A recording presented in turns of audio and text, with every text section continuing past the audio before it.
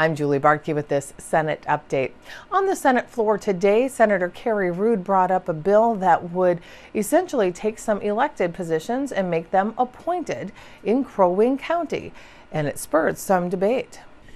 Mr. President and members, House File 916 is a bill that authorized the Crow Wing County Board to make the offices of County Auditor, Treasurer, and Recorder appointed rather than elective. I'm sure you've seen similar versions of this bill before. Currently, 75% of the state's population already lives in a county that has received and exercised this authority. 5 counties were given this authority last year. 70 of Minnesota's 87 counties already have implemented one or more of these changes in their county offices. This bill had quite a journey because, as you know, Senator Pappas had a bill that would be a global solution to this, because our counties have to come before this body year after year to do this. Over 30 of them have done this, and it's time we make that change. But in the fact that we did not, this bill has gone through state and local committee. It went through the subcommittee on elections. It also went through the rules committee. So it has seen its due diligence in the committees. And I ask you for your support in this bill to allow Crow Wing County to serve its citizens. Thank you. Is there any further discussion on House File 916? Senator Westrom. Mr. President, members, Senator Ruud, as I've discussed with you, members, I would urge us to say no to this trend that continues to erode local elected positions and turn them into appointments. For years, I've stood up and raised this issue. My local treasurer and auditor and others have communicated to me their interest in keeping these appointed or elected. But members, more so what we are doing here is bypassing the voters in counties when we continue to do this. Senator Ruud is right. Several counties have done this now. A few of them have done it the right way, which is go to the voters and ask them if they can want to change from an election locally to an appointment. But historically, most of those referendums fail because the voters don't want to get rid of their local elected offices. And so there's 2 ways a county can change from an elected position to an appointed position. One is the way I just explained. They can go through a referendum of the citizens, put it on the ballot, and ask the local citizens if we can change it or if they would support changing it to an appointment process for the county recorder, for the treasurer, or the auditor. The second way is to come to the legislature and bypass that local referendum process and have the legislature change it for the county commissioners. And members, let me share an example of why it is so important to keep an elected office at the county level, at least elected to the point where, unless the citizens decide to do different, we should keep them elected. Stevens County is a county in my district I've represented. And some years back, 5, 6, 7 years ago, they had a controversial local jail being proposed. And it was split among the county commissioners, but slightly tilted in pushing the jail project through. And in a county of less than 10,000 people, over 700 showed up at a local armory mad as hornets, wanting to stop this jail project that was going to be very expensive for the property taxpayers. But they were very frustrated because they weren't getting what they felt was accurate numbers. And members, at that meeting, the local elected auditor, partway through the meeting, had the guts to stand up and share the numbers that he knew, because he was the auditor, but he was also elected by those same people that were voicing their opposition at this meeting. He's said, and others have said in no uncertain terms afterwards, he would never have dared stand up and contradict some of the numbers and facts that were being talked about by some of the county commissioners who wanted this jail. And yet the residents that were standing up trying to defeat this were very concerned, but very appreciative that that local elected officer felt and had the freedom to stand up and share the numbers with them. To add to the story, that was a jail project that they were pushing, had just failed in a couple years prior by a referendum.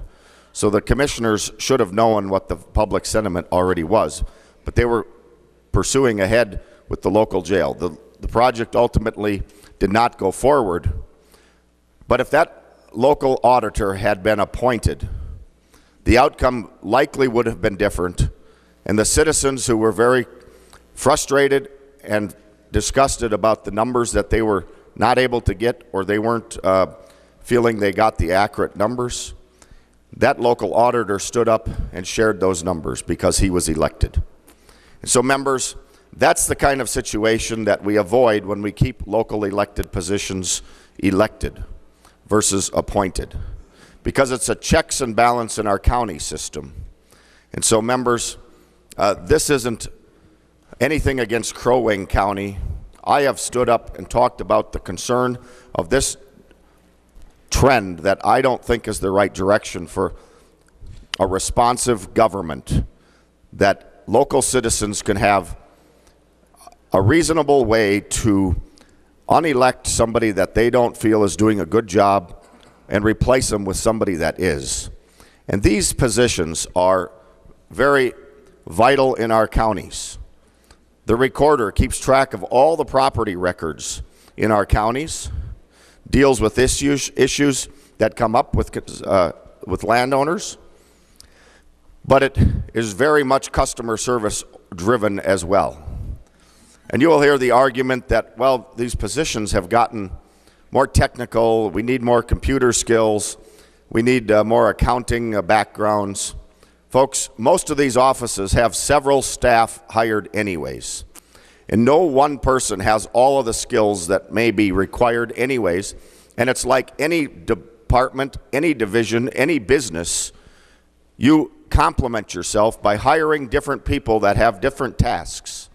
Somebody that works at the front counter may not be your IT person, but your IT person also may not be the best customer service person at the front counter. You know what I'm talking about. And so the argument that they need to hire one person that does this, that person isn't going to do everything in the office anyways. But customer service and constituent responsiveness is so important that I would urge you to vote no. And the Crow Wing commissioners can do like every other county could do, which is go to the local voters with a referendum. If they've got a compelling reason why this should be done, the voters locally should support it. But the legislature shouldn't bypass the local voters and pass this. And so, members, I would urge a no vote. Further discussion on the bill, Senator Ingebretson. Thank you, Madam President. Excuse me, Mr. President. I'm sorry. I had a little That actually was a mistake. more hair. That actually was a mistake. The other person does have not more enough hair, hair yes. for that. Yeah. Members, there's no surprise that I rise against this, and I'm certainly not rising against Crow Wing County and their or the other counties that have come forward with this. And I do echo the sentiments of Senator Westrom when I say this movement of that's going on in our state to take away the opportunity to elect county officials. Members, I'll just give you a little, just a little one, and I've done this before in Douglas County where I reside. It was actually brought to the voters there and there was two things on the ballot. One was to combine the office of auditor treasurer, and the other was, did you still want to continue to elect or appoint? Pretty straightforward. It was very clear that they were okay, and they'd done their homework on the combining of the two offices, so that was voted in. But what was really starking is that the members of the county still wanted to be able to elect that office, that person. that auditor treasurer that was soon going to be appointed, auditor treasurer that was soon going to, the position was going to be appointed. They still wanted to be able to elect that. And well over 70% of the folks said that they still did. So that's always stuck out in my mind. And I could just maybe remind you that what Senator Westrom said is there is a mechanism in place for the counties to go ahead and do this instead of coming down here and saying afterwards that, well, you know what, it was the legislature that did that, it wasn't us. No, in fact, it was the county that actually brought it forward. And members, they have a responsibility to do the right thing for their voters. Local control is what it should be all about. They're the same. What you have to realize is the voters that voted in those county commissioners that are coming to you and I now for the appointed process are the same people that voted them into office. And they're also the same ones that voted you and I into office. So let's not underestimate the voters. They're very, very informed, especially on local issues. So again, I just rise in opposition. Senator Ruud. Mr. President, members, my esteemed colleagues are right. The legislature put forth 2 paths to follow in order to get this done. There is not a right way and a wrong way, but there are 2 ways. There is the local way of doing it, and then there is the way to come to the legislature. The legislature didn't say that one was wrong and one was right. They said there are 2 paths that you may choose. My county chose this path. It's not an easy path. They had to come down here 3 different times to 3 different committee hearings and convince the people of those committees, which they did because they passed out of those committees, that they had done their due diligence, that this is what they wanted as represented elected officials that represent their constituency. Members, our current auditor and recorder came down and testified in all 3 committees that they believe that this is the right way to do it. Our county commissioners have a signed resolution that they brought forth to me that this is what they choose to do and how they choose to represent their constituents. So while there are 2 paths, but there's not a right and a wrong path, there is the path that my county chose, and that's the path that we put before them as this legislature. So it is not a wrong path, it's the path that they chose for their constituents. So members, I ask you to help Crow Wing County as you have over 52 other counties to do this. And maybe next year we can put forth a bill so that our counties don't have to continually come down to this legislative body and do this. Thank you. Senator Skoye. Thank you, Mr. President and members. And I would like to join the members that are opposing this bill. I think it's extremely important that we maintain that bright line between the county auditor and the county board. And the way to maintain that bright line is to keep the auditor in an elected position. I just think that you lose the impartiality and the ability to provide impartial information if the county board is appointing the auditor. I think what Senator Westrom said about the elected nature of the position holds true, and I would oppose the House File 916. Senator Eaton. Thank you, Mr. President. Would Senator Ruud yield for a question? Senator Ruud will yield. Senator Eaton. My question is, I'm wondering if there is a requirement for an outside audit in Crow Wing County. Senator Ruud. Mr. President and Senator, that's a very good question because currently there are no auditing functions performed by the county auditor treasurer. Counties are audited exclusively by the state auditor every year. And so the term auditor is a job title and a historical reference. There really is no auditing done by the county auditor anymore. They are merely in a bookkeeping role because the state auditor takes control of that every single year. Is there any further discussion on House File 916? Senator Kiffmeyer. Thank you, Mr. President, and I rise in opposition of this bill. But, Mr. President, I also really respect Senator Ruud, who is responding to the request of her county commissioners, who decided to ask her to carry this bill to us as 67 senators. So because of that, we now have a voice also in regards to the policy direction of this particular bill, which is to change from elected a position to an appointed position, thus consolidating power within the county commissioners. I think it is really important to have the checks and balances. You have the county auditor, the recorder, the treasurer. They each have their own duties. The most important thing about these three positions in particular is that they serve the people who elected them. And they are then accountable to the people who elected them. And that relationship between those who elect you and those whom you serve as an elected person is a very special relationship. When you change that, and now you have the county commissioners as your body, 5 members by which the recorder, treasurer, and auditor are accountable to, I think that the direct relationship between the voters, between the citizens of that county, and those elected officials who serve them is a very important relationship. The other thing is kind of the implication that this is such a rare job that only a couple can do it.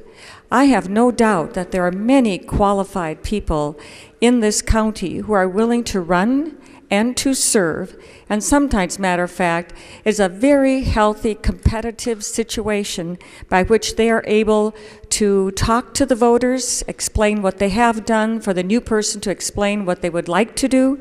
That's a very healthy process for these really important positions of county auditor, the chief election official, the county auditor, the recorder, land transactions. These are things that really matter to people, and it's a healthy thing to have the discussion that goes along with an election. And so these jobs also have excellent pay, good benefits, they have pension, these are sought after jobs. And so I would say that keeping them elected and keeping them responsible and mostly accountable to those who elected them through the election process is a very healthy way to conduct the business of the county, and so I would oppose this bill. Thank you. Is there any further discussion on House File 916? Senator Ruud. Mr. President and members, this bill has been a journey for me. If you look at it, you will see that it is put in by request. Because when my county commissioners came to me, I was not in agreement with this. I thought they should be elected, and I thought they were on the wrong path. And so I said I would put the bill in by request because it's my job to represent my constituents. And during this long journey with my county and the 3 committee hearings that we've gone through, I've seen the hard work that they've done, the due diligence that they have done with the constituents, all the work they have done to inform the meetings that they've had around my county, and they have changed my mind on this issue because they really have worked hard in this. They have worked very hard for the constituents. And so I would be proud to take the by request off of this bill and be the proud author of this bill because through their hard work and due diligence, they have changed my mind on this issue. And so I'm very proud of my county and what they have done, and I urge you to support them. Thank you. All senators having voted, the secretary will close the roll. There being 45 ayes and 21 nays, the bill is passed and its title agreed to.